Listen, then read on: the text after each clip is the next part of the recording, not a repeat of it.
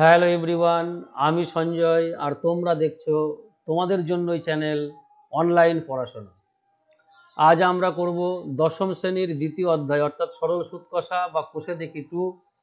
আজ হবে question number 21 এবং 22, অর্থাৎ যেখানে তোমার ধরো মাল্টিপল চয়েস কোশ্চেন, শূন্যস্থান পূরণ, সত্য মিথ্যা এবং 2 নম্বরের প্রশ্ন যেগুলো থাকে।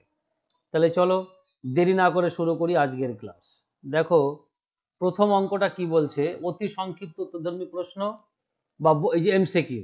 দেখো এমসিকিউ মোটামুটি প্রত্যেক চ্যাপ্টারে 5টা করে থাকে, আর এইখান থেকেই কিন্তু অ্যাকচুয়ালি পরীক্ষাতে কিন্তু প্রশ্নপত্রগুলো সেট হয়।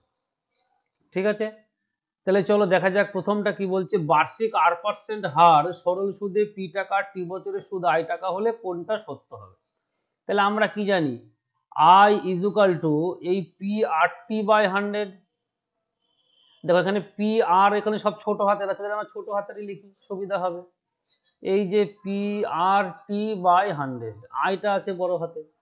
তাহলে এখানে তোমার দেখো আমরা বলতে পারবো 100 আই এইটা equal to P R T. দেখো এরকম কোথায় আছে, এই যে 100 I equal to P R T বা P R T equal to 100 I, তার মানে সি অপশন হবে হচ্ছে উত্তর। পারলে তোমরা এইগুলোকে মুখস্থ করে রাখতে পারো, তার কারণ এই ক্যালকুলেশনটা কিন্তু করে তোমাদের দেখাতে হবে না, শুধুমাত্র দাগাতে হবে যে এইটা আমার সঠিক অ্যান্সার, ব্যাস আর কিচ্ছু না। যদি পরীক্ষায় এরকম আসে তার মানে তোমরা ধরো পরীক্ষার খাতাতে এরকমও লিখতে পারো 21 দাগের 1-এর সি হবে হচ্ছে অ্যান্সার। যদি শুধু এইটুকু লিখে রাখো তাতেও কিন্তু ফুল মার্কস, কেউ কাটতে পারবে না। আর যদি সি লিখে তুমি যদি সম্পর্কটা লিখে রাখো যে সি দাগে কি আছে, P R T equal to 100 into I, এইটা হলে একটু বেশি ভালো হয়। যদি নাও লেখা থাকে এইটুকু তাতেও কোনো সমস্যা নেই, শুধুমাত্র এইটুকু থাকলেই কিন্তু ফুল মার্কস দিতে বাধ্য, এটাই নিয়ম এখনকার। চলো পরেরটা দেখা যাক। কোনো মূলধন একটি নির্দিষ্ট সরল সুদের হারে 20 বছরে দ্বিগুণ হয়, একই সরল সুদের হারে ওই মূলধন 3 গুণ হবে, মানে কত সময় লাগবে? তাহলে এটা আমরা নির্ণয় করে নিই, দেখা যাক কি আছে। দেখো বলেছে দ্বিগুণ হবে, তার মানে পি যদি আমার আসল টাকা হয় তার মানে দেখো সুদ আসল মিলিয়ে কত টাকা হবে, 2p টাকা হবে। তার মানে দেখো আই সমান সমান হবে কিন্তু 2p থেকে আমরা পি বাদ দেবো, মানে এইটা হচ্ছে আমার আসল আর এইটা হচ্ছে আমার সুদ আসল, তাই তো? তাহলে আই কি আসছে, পি। তার মানে দেখো এখান থেকে আমরা কিন্তু আর এর মান নির্ণয় করে নিতে পারবো। তার মানে দেখো আয়ের জায়গায় বসালাম আমরা পি, পি এর জায়গায় পি থাকবে, আর এর জায়গায় আমরা আর লিখলাম, টি দেখো বলা আছে 20 বছর, বাই হচ্ছে আমার 100। তাহলে দেখো পি পি আমরা কেটে দিলাম, এটা 5 20 100, তার মানে দেখো আর এর মান আমরা পেলাম 5। তার মানে এই আর এর মান 5ই কিন্তু আমরা এখন বসিয়ে ওই একই সরল সুদের হারে ওই মূলধন 3 গুণ হবে। তাহলে মূলধন যদি 3 গুণ হয় তার মানে আই ইকুয়াল টু কি হবে, এই যে 3p থেকে আমরা পি বাদ দেবো, তার মানে এটা আসবে 2p। তার মানে দেখো অতএব যে আমরা কি লিখতে পারবো, 2p ইকুয়াল টু, অর্থাৎ মানে ইন্টারেস্ট ইকুয়াল টু, এই যে পি আর এর মান এখন 5, টি এর মান দেখো আমরা জানি না, সেটাই আমাদের নির্ণয় করতে হবে, টি বাই হচ্ছে 100। তাহলে দেখো এটা 5 20 100, আমরা পি পি কেটে দিলাম, তার মানে দেখো টি এর মান 20 দুগুণা 40, তার মানে 40 বছরে কিন্তু সেটা 3 গুণ হবে। ব্যাস, তার মানে শুধুমাত্র আমরা এই সি অপশনে দাগ দিয়ে রাখবো। আমার এইটুকু কিন্তু না করলেও চলবে, বারবার বলছি তুমি যদি প্রশ্নটাকে মুখস্থ করে রাখো তাতেও কোনো সমস্যা নেই। ঠিক আছে, কোন মূলধন 10 বছরে দ্বিগুণ হলে বার্ষিক সরল সুদের হার কত? তার মানে দেখো এটা আমরা নির্ণয় করব, দ্বিগুণ হয় বলেছে, তার মানে দেখো পি এর, তার মানে দেখো অ্যাকচুয়ালি আই সমান সমান আমরা কি এই 2p, এটা হচ্ছে আমার সুদে আসলে দ্বিগুণ, আর পি হচ্ছে আমার আসল। তার মানে দেখো এইটা আমার আসলো কি পি, পি ইকুয়াল টু কি আসলো, সরি আই ইকুয়াল টু কি আসলো, পি আসলো। তার মানে আমরা যদি সূত্রে ফেলে দিই তার মানে পি ইকুয়াল টু পি আর, দেখো টি এর জায়গায় বলা আছে 10 বাই 100, আমরা পি পি কেটে দিলাম, একটা শূন্য একটা শূন্য কেটে দিলাম, তার মানে আর এর মান আমরা কত পেলাম, 10%। তার মানে 10% মানে বি অপশন হবে এখানে অ্যান্সার। ঠিক আছে, একদম সহজ অঙ্ক সবগুলোই। x% বার্ষিক সরল সুদের হারে কোনো মূলধনের x বছরের সুদ x টাকা হলে মূলধনের পরিমাণ কত। তাহলে দেখো সবকিছু দেওয়া আছে এখানে। তাহলে দেখো অতএব যদি লিখি, আমরা জানি, না লিখলেও সমস্যা নেই, তার কারণ এইটা তোমার কি, যেহেতু মাল্টিপল চয়েস কোশ্চেন, শুধু আমার অ্যান্সারটুকু জানার দরকার, আর কিচ্ছু না। তার মানে I is equal to P R T by 100। আমরা সবগুলো মান বসাবো। দেখো এখানে সুদ বলা আছে x টাকা, তাহলে বসালাম x। দেখো মূলধনের x বছরে, তার মানে তোমার দেখো x% বার্ষিক, তার মানে মূলধনের পরিমাণ, তার মানে p এর মান নির্ণয় করবো। আর এর মান দেখো বলা আছে x%, t এর মান বলা আছে দেখো x বছর, বাই 100, আমরা একটা x কেটে দিলাম, তার মানে px ইকুয়াল টু আমার এখানে থাকছে শুধুমাত্র 100। তার মানে দেখো এখানে p সমান সমান আমরা কি বলতে পারবো, 100/x। তার মানে এইটাই হচ্ছে আমার মূলধন। তাহলে দেখো 100/x টাকা, মানে এটাও কিন্তু সি অপশানই কিন্তু অ্যান্সার হচ্ছে। ঠিক আছে, চলো 5 নম্বর কি বলছে, বার্ষিক r% সরল সুদের হারে কোন মূলধনের n বছরে মোট সুদ দেখো বলা আছে PNR/25 টাকা, তাহলে মূলধনের পরিমাণ কত। তাহলে এটাও আমরা একই রকমই করব। তাহলে অতএব দিয়ে যদি আমরা একবারে লিখে দিই, দেখো সুদের পরিমাণ দেওয়া আছে, তার মানে আমরা PNR বাই লিখলাম 25, এটা হচ্ছে আমার সুদ। তাহলে দেখো মূলধনের পরিমাণ আমরা জানি না, তার মানে এইটা হবে হচ্ছে আমার P। দেখো r% বলা আছে আর টাইম বলা আছে n, এইটা বাই হচ্ছে আমার 100। তার মানে আমি এখানে p এর মান নির্ণয় করব, ব্যাস তাহলেই হবে। তাহলে দেখো এখানে যদি মূলধন, তাহলে মনে করো পিটাকে আমরা মনে করলাম x, এই পিটাকে মনে করলাম, অর্থাৎ মূলধনটাকে আমরা মনে মনে ভাবছি হচ্ছে আমি x, তাহলে আমার বুঝতে সুবিধা হবে। x হলো, তাহলে দেখো এটা কেটে দিলাম, 4 25 100, এই আর আর কেটে গেল, এন এন কেটে গেল, তার মানে দেখো এক্স ইকুয়াল টু আমি পাচ্ছি 4p। তাহলে এক্সটা আমরা কি ধরেছিলাম, মূলধন ধরেছিলাম, তাহলে এখানে চেয়েছে কি মূলধনের পরিমাণ, তার মানে 4p টাকা হবে। তার মানে দেখো বি অপশন হবে কিন্তু এখানে অ্যান্সার। ঠিক আছে, তার মানে আমরা মাল্টিপল চয়েস কোশ্চেন গুলো সব করা শেষ করলাম। এবার বলছে সত্য মিথ্যা। দেখো বলছে যে ব্যক্তি টাকা ধার করেন তাকে অধমর্ণ বলে। দেখো এইটা মনে রাখার সিস্টেমটা কি, টাকা যখন আমরা ধার করি তখন কি মাথা নিচু করে কিন্তু ধার করি, সেই কারণে অধমর্ণ। তার মানে এটা সত্য, ব্যাস আর কিচ্ছু না। আর যে টাকা দেবে তার মানে সে মাথা উঁচু করে দেবে, তাহলে সেটা হবে উত্তমর্ণ। ঠিক আছে, আর একটা দেখো কি বলছে, দুইয়েরটা, আসল ও শতকরা বার্ষিক সরল সুদের হার একই থাকলে মোট সুদ সময়ের সঙ্গে ব্যস্তানুপাতে হবে, কথাটা থাকে ব্যস্ত সমানুপাতে থাকে। আমরা সূত্রটা কি জানি, আই ইজ ইকুয়াল টু দেখো PRT/100। এখন কি বলা আছে, আসল এবং শতকরা, তার মানে দেখো পি এবং আর, এই যে শতকরা বার্ষিক সরল সুদের হার, এই দুটো একই থাকবে, সেম। তাহলে মোট সুদ, এই যে আয়, এটা কার সাথে সমানুপাতিক, এই যে টি এর সাথে সমানুপাতিক, ব্যস্ত অনুপাতে নয়। তার কারণ টি এর মান যদি বাড়ে তাহলে মানে আয়ের মানও বাড়বে, টি এর মান কমলে পারে আয়ের মানও কমবে। তার মানে এখানে অ্যাকচুয়ালি মিথ্যা, এটা তোমার ধরো ব্যস্ত সমানুপাত হবে না, তাহলে এটা কিন্তু মিথ্যা হবে। অ্যাকচুয়ালি এইটা আসবে কিন্তু আমার সমানুপাত। ঠিক আছে, তারপরে চলো শূন্যস্থান পূরণ করি। বলছে দেখো যে ব্যক্তি টাকা ধার দেন তাকে বলা হবে উত্তমর্ণ। আমরা একদম পরিষ্কার লিখে দেব এই উত্তমর্ণ বলে তাকে। তারপরে দুইয়েরটা কি বলছে, বার্ষিক r/2% সরল সুদের হারে 2p টাকার টি বছরের সুদাসল কত টাকা হবে। তার মানে দেখো আমরা অঙ্ক নাম্বার 2 এর ক্ষেত্রে যদি আয়ের মান নির্ণয় করি তাহলে হয়ে যাবে। তার কারণ এখানে 2p হচ্ছে আমার আসল টাকা, তাহলে এখানে শুধুমাত্র সুদের পরিমাণটা লিখবো, সুদ আসল, তাহলে এখানে আসলটা দেওয়া আছে, সুদটা লিখবো। তাহলে দেখো পি এর মান এখানে বলা আছে দেখো সুদের হারে 2p টাকা, তার মানে আমার আসলটা হচ্ছে 2p, আর পার্সেন্টেজ কত বলা আছে না r/2, লিখলাম r/2। টাইম দেখো বলা আছে টি বছর, তাহলে এইটা বাই হবে 100। ঠিক আছে, তাহলে দেখো এখানে কিন্তু আমার কি হবে, 2 কেটে যাবে সিম্পলি, মানে কোনো সমস্যা নেই। তাহলে দেখো আমরা এখানে এই লিখলাম 100, এই 2 আমরা কেটে দিলাম, তার মানে দেখো আই সমান সমান আমরা কত পাচ্ছি, এই যে PRT/100।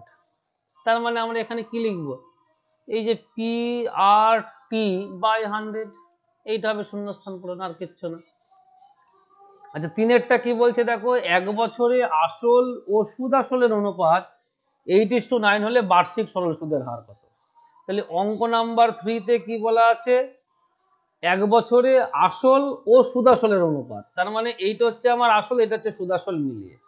তার মানে ধরো মনে করো যদি আমি আনুপাতিক একক, এই যে আনুপাতিক একক মনে করো আমি ধরে নিলাম এক্স,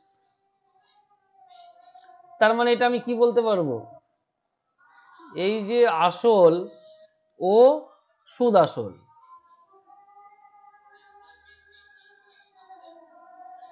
কত হবে, এই 8x হবে আর হচ্ছে 9x টাকা হবে। তার মানে আসলটা হচ্ছে আমার 8x আর সুদ আসলটা হচ্ছে 9x টাকা। তার মানে অতএব শুধুমাত্র সুদ কত হবে, আমরা সুদ আসল থেকে আসলটা বাদ দেবো, তার মানে 9x থেকে আমরা 8x বাদ দেবো, তার মানে এইটা সমান সমান হবে, সরি এইটা হবে হচ্ছে x টাকা। চেয়েছে কি বার্ষিক সরল সুদের হার, তাহলে এটা আমরা নির্ণয় করব, সমস্যা নেই কোনো কিছু। তাহলে অতএব দেখো আয়ের জায়গায় লিখলাম আমরা x, দেখো আসলের জায়গায় লিখবো আমরা 8x। আচ্ছা, আর এর মান আমরা জানি না, সেটাই আমরা নির্ণয় করব। টি এর মান দেখো বলা আছে 1 বছর, তাহলে এইটা বাই হবে 100।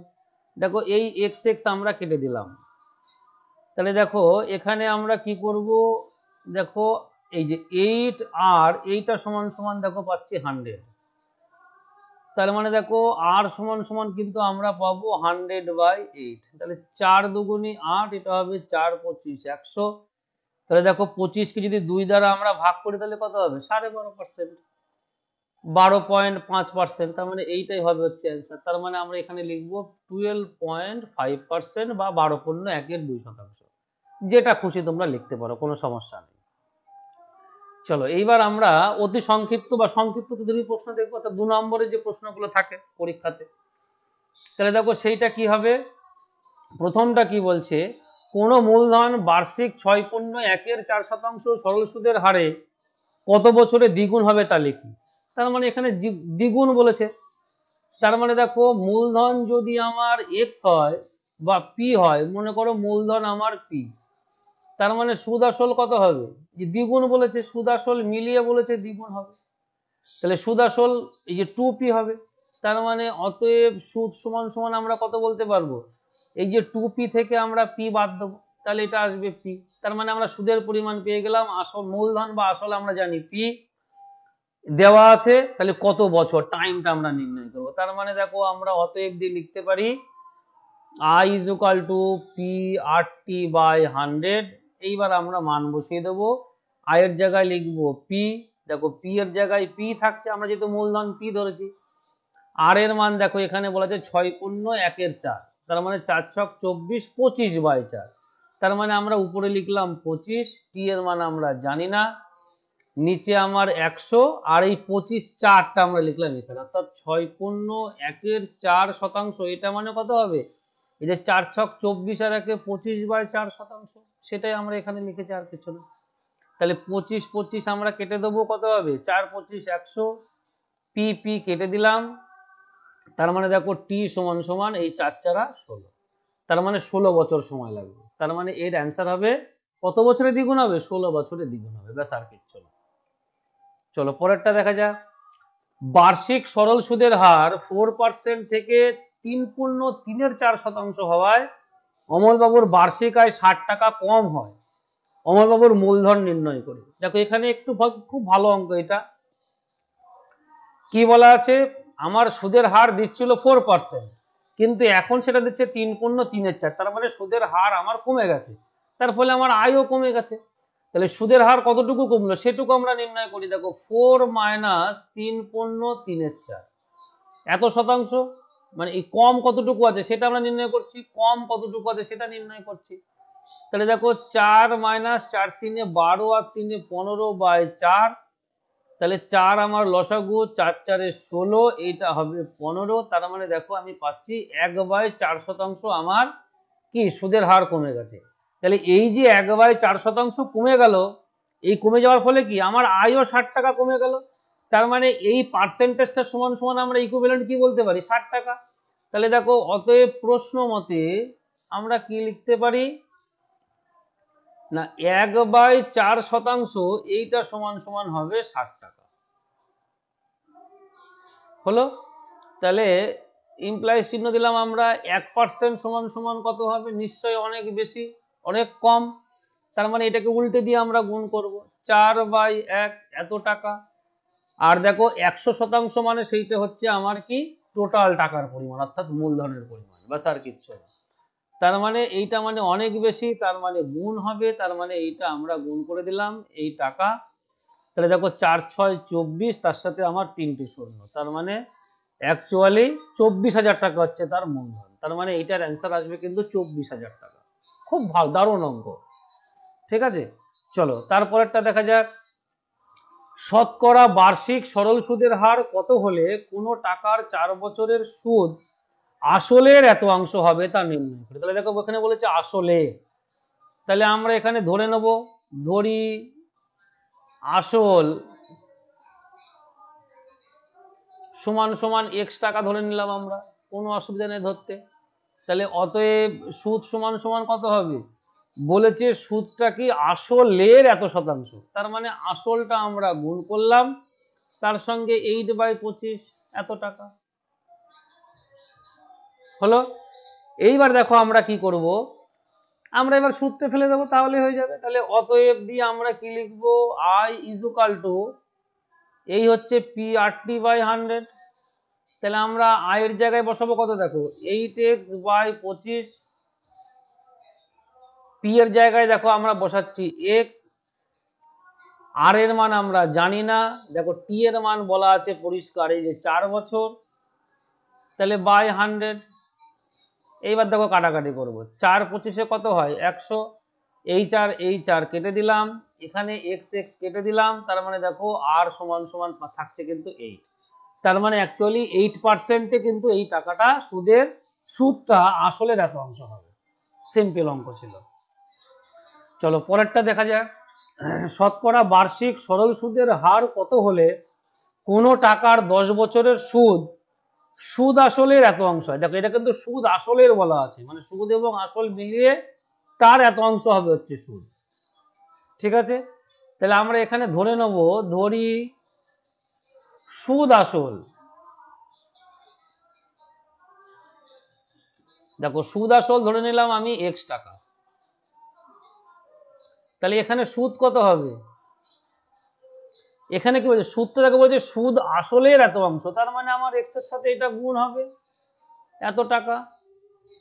তাহলে দেখো এইটা হচ্ছে আমার সুদ আসল, এইটা হচ্ছে সুদ, তার মানে অতএব আমি আসল সমান সমান কত পাবো না, সুদ আসল থেকে আমরা সুদটা বাদ দিয়ে দেবো, তার মানে সুদ আসল আমার x মাইনাস দেখো এইটা হবে 2x/5, এই যে x এর নিচে কিছু নেই মানে 1, তাহলে উপরে উপরে গুণ হলে 2x/5, তাহলে দেখো এইটা গুণ করলে 5, তার মানে এইটা আসছে আমার 5x, দেখো এর নিচে কিছু নেই মানে 1, 1কে 5 দ্বারা ভাগ করলে হবে 5, 5 আর x গুণ করলে 5x, আর 5কে 5 দ্বারা ভাগ করলে 1, তার সাথে 2x গুণ করলে হবে 2x, তাহলে এটা দেখো বাদ দিলে পরে আসে 3x/5, তাহলে এইটা হচ্ছে আমার আসলের পরিমাণ। তাহলে এইবার আমরা কি করব, সূত্রে ফেলে দেবো। তাহলে অতএব I ইজ ইকুয়াল টু, আমরা লিখবো P/100। দেখো I এর মান আমরা জানি 2x/5, P এর মান দেখো আমরা এখানে পেয়ে গেলাম 3x, নিচে লিখে দিলাম 5, তাহলেই হয়ে যাবে। দেখো আর এর মান আমরা জানি না, এটাই নির্ণয় করতে বলেছি। দেখো টি এর মান পরিষ্কার বলা আছে 10 বছর, তাহলে আমরা 10 বসিয়ে দিলাম, আর নিচে আমাদের কত 100 থাকবে একটা, ব্যাস আর কিচ্ছু না। একটা শূন্য আমরা কেটে দিলাম, এখানে 5 5 কেটে দিলাম, x কেটে দিলাম। তাহলে দেখো আর এর মান যদি আমরা হিসাব করি কোনাকুনি গুণ করলে দেখো এখানে শুধুমাত্র আরই থাকছে, আর এখানে 10 দুগুণা 20, তার মানে 20% হবে হচ্ছে অ্যান্সার। তার মানে এখানে হবে শতকরা বার্ষিক সরল সুদের হার কত 20%, ব্যাস আর কিচ্ছু না। চলো পরেরটা দেখা যাক। না দেখো এই 4 পর্যন্তই অঙ্ক ছিল, আমি হয়তো ভুল করেছি, 5এও একটা অঙ্ক ছিল কিন্তু সেটা কোনো কারণে আমি এখানে তুলতে খেয়াল নেই। চলো আমি দেখে নিচ্ছি তবু এক্ষুনি। চলো শেষ অঙ্কটা তাহলে দেখে নেব। বলছে বার্ষিক 5% সরল সুদের হারে কত টাকার মাসিক সুদ 1 টাকা হয় তা নির্ণয় করি। কত টাকার, তার মানে আমরা এখানে কি নির্ণয় করব, মূলধন নির্ণয় করব। তাহলে দেখো এখানে আমার কি কি দেওয়া আছে লিখি আমরা, অতএব আমরা জানি। এটা না লিখলেও হয়, তবুও লিখে দেবে, তার কারণ তুমি তাহলে সবকিছু জানো সেটা বোঝাবে। আই ইজ ইকুয়াল টু, দেখো এইটা হচ্ছে আমার পি আর টি বাই 100। তাহলে দেখো এখানে আই এর মান কত দেওয়া আছে, সুদ বলা আছে 1 টাকা। দেখো পি এর মান আমরা নির্ণয় করব, আর এর মান দেখো বলা আছে 5%, আর টি এর মান দেখো বলা আছে মাসিক সুদ, তার মানে 1 মাস, এটা কিন্তু বলা আছে 1 মাস। তাহলে মাসটাকে বছরে প্রকাশ করলে কত হবে, 1/12, অর্থাৎ 12 দ্বারা আমরা ভাগ করব, তখন এটা সবসময় বছরে ভাগে লিখতে হবে। তাহলে দেখো এইটাকে আমরা তাহলে এবার লিখে দেবো, আয়ের জায়গায় লিখবো 1, পি এর জায়গায় পি থাকবে, তার কারণ এই মানটা আমরা জানি না, আর এর মান 5, টি এর মান দেখো লিখবো আমরা 1/12, এই যেখানে লিখলাম 12, আর নিচে গুণ লিখলাম আমরা 100, ব্যাস আর কিচ্ছু না। তাহলে 5, 20, 100, তার মানে দেখো পি সমান সমান কি, এই দুটো কোণাকুণি গুণ করলে তার মানে এটা হবে 12 দুগুণা 24, তার মানে 240 টাকা। তার মানে দেখো আসলের পরিমাণ হবে কিন্তু 240 টাকা। তাহলে এটাই ছিল আমাদের শেষ অঙ্ক।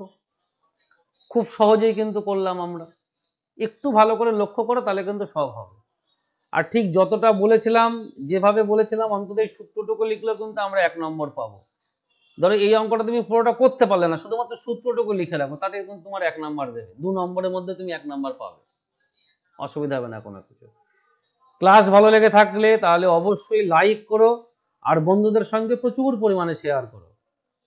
আর চ্যানেলে যারা নতুন আসবে তারা তো অবশ্যই চ্যানেলটিকে সাবস্ক্রাইব করে রাখবে। আস্তে আস্তে ধীরে ধীরে আমরা দেখো এই বিষয়ে আরো অনেক কিছু জানতে থাকবো পরীক্ষা সংক্রান্ত বিষয় নিয়ে।